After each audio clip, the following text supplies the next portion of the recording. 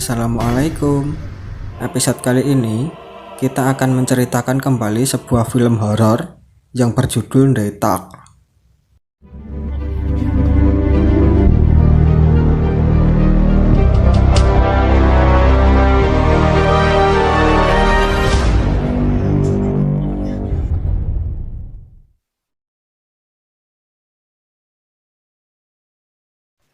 Mengisahkan seorang pria yang mengalami gangguan aneh, yang ternyata fenomena itu adalah cara arwah yang ingin berkomunikasi dengan kita yang masih hidup. Film diawali dengan 4 orang yang sedang membuat film dokumenter di sebuah bangunan tua. Mereka adalah Alex sebagai kameramen sekaligus editor, Laura yang menjadi reporter, dan kedua rekannya yang membantu.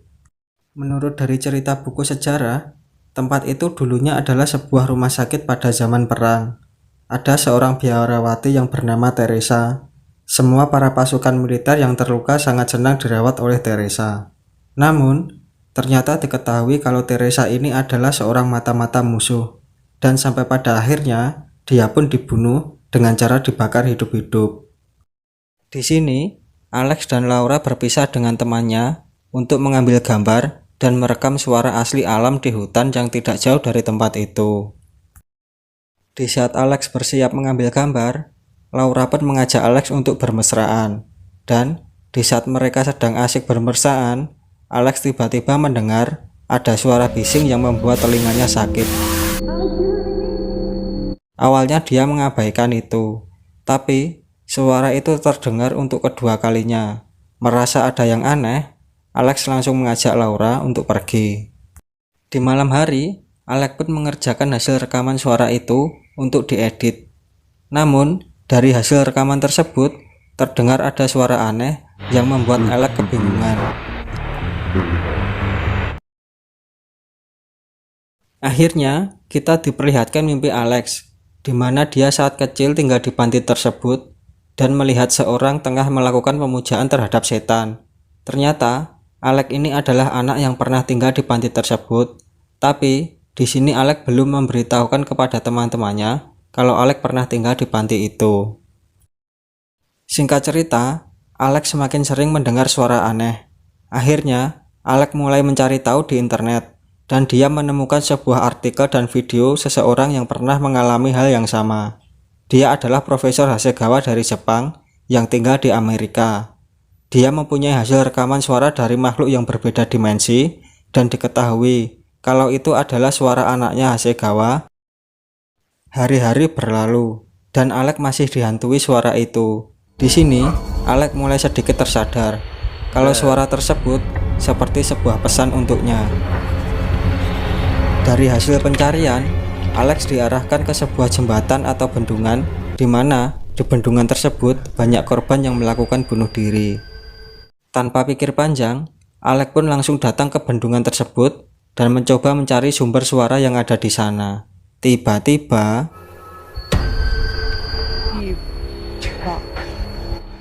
dia mendengar suara itu kembali dan bahkan suara itu semakin jelas. Akhirnya, Alex pun menemui Profesor Hasegawa dengan rekannya Nursela yang sedang melakukan seminar. Anehnya, saat Alex dan Nursela berjabat tangan, mereka berdua melakukan interaksi di mana Nursela merasakan apa yang menghantui Alex. Akhirnya, Hasegawa meminta Alex untuk datang ke rumahnya kapanpun dia mau. Di sini juga, Alex pun bertemu dengan Amanda, teman semasa kecilnya saat di panti asuhan. Di sini, Amanda ingin meminta bantuan Alex untuk dia bisa berbicara dengan Hasegawa, agar Hasegawa dapat membantu Amanda berbicara kepada arwah suaminya yang telah meninggal. Singkat cerita, saat Alex tiba di rumahnya, Alex pun dirayu oleh Emily untuk minum baceman, dan akhirnya mereka berita-ita kimochi. Di pagi harinya, Alex bersama Steve datang kembali ke panti. Di sini, Alex juga bercerita kalau dia dulu pernah tinggal di panti itu. Di dalam panti, Alex pun merekam suara di setiap ruangan dan mencari beberapa petunjuk yang mungkin bisa diselidiki. Dan di sini, Alex perlahan mulai teringat kembali pada saat dia masih tinggal di panti itu. Singkat cerita, Alex menemui Hasegawa. Di sini Alex menceritakan apa yang dia alami. Dia mendengar suara-suara aneh seperti mengajaknya berkomunikasi. Lalu, Hasegawa mengatakan kalau suara-suara itu adalah orang yang dulu pernah dekat dengan Alex yang mencoba untuk berkomunikasi.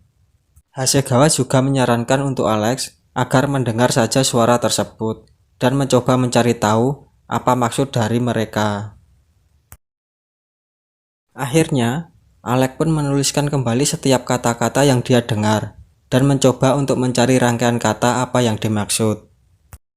Di waktu yang bersamaan, Ursula mendapatkan teror. Dia pun sangat ketakutan. Lalu dia segera menghubungi Hasegawa. Di sini pun terungkap kalau ternyata suara yang didengar Alex adalah suara orang mati yang menjadi korban iblis Suster Teresa. Di dalam perjalanan, Hasegawa pun menghentikan mobilnya karena dia melihat ada orang yang tergeletak di tengah jalan. Begitu melihatnya, ternyata itu adalah tubuhnya sendiri, dan Hasegawa pun tewas tertabrak oleh mobil. Singkat cerita, Alex yang kasihan pada Amanda karena sedang hamil muda dan luntang-lantung gak karuan. Dia pun mengajak Amanda nginep di rumah Alex. Di saat Alex tertidur, dia bermimpi berada di kuburan tua. Di sana Alex menemukan mayat yang ternyata Daniel, teman Alex saat masih kecil. Dia juga melihat Amanda saat masih kecil bersama sesosok makhluk yang ada di belakangnya. Alex pun terbangun dari mimpi itu dan merasa itu adalah mimpi yang aneh. Lantas, Alex pun segera pergi sambil berkata, "Aku tidak bisa lagi membantumu, Amanda." Keesokan harinya, mereka berempat kembali ke panti itu. Laura menceritakan ada seseorang yang datang mencari Alex. Di sini Laura cemburu karena dia juga tahu kalau Alex membawa Amanda ke rumahnya. Lalu, Alex mencoba menjelaskan kalau dia datang hanya untuk membantu Amanda yang sedang sakit. Dan di ruangan itu juga Alex kembali mendengar suara bising di telinganya.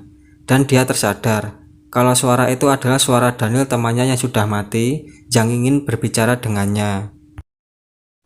Di sini, Alex pun kembali ke rumahnya lagi, dan Laura masih berusaha untuk menghentikan Alex dari kegilaan yang sudah tidak masuk di akal. Namun, justru kini Alex sudah semakin jelas dari apa yang sudah dia dapatkan. Dia juga melihat buku dari Ursula, dan ada tulisan kalau Alex adalah sebuah petunjuk. Akhirnya, Alex pun tersadar kalau dirinya adalah petunjuk untuk bisa menghentikan aksi iblis Teresa. Lantas, Alex pun pergi ke rumah Hasegawa. Di sana, dia menemukan koran yang merujuk pada bendungan yang terkutuk itu. Di sini sudah jelas, harusnya Alex datang ke bendungan itu bersama Ursula untuk menghentikan iblis Teresa. Namun, Alex yang lemah imron, dia malah tergoda oleh rayuan Laura yang mengajaknya untuk ita-ita kimochi. Yang pada mana akhirnya Ursula harus datang sendirian ke bendungan itu. Tak selang berapa lama, akhirnya iblis Teresa itu muncul dan menghasut Ursula. Akhirnya, Ursula pun menjatuhkan diri ke dalam bendungan itu. Keesokan harinya, Alex pun menemui Amanda. Alex mengatakan kalau dia bisa membawa Amanda untuk berbicara dengan suaminya yang sudah meninggal. Amanda pun dibawa ke panti itu. Namun ternyata, Alex malah membunuh Amanda.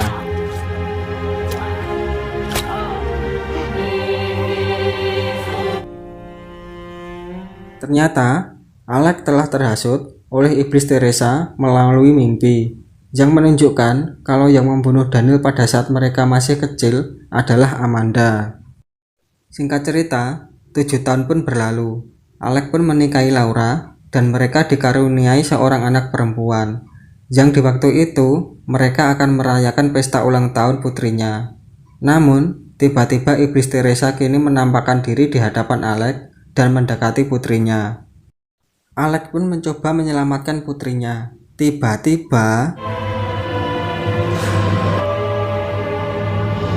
Alex pun ditusuk oleh iblis Teresa. Di saat Alex sakratul maut, kita diperlihatkan siapa yang membunuh Daniel, dan kita juga diperlihatkan kembali ke masa lalu Alex yang seharusnya bisa melawan iblis Teresa itu.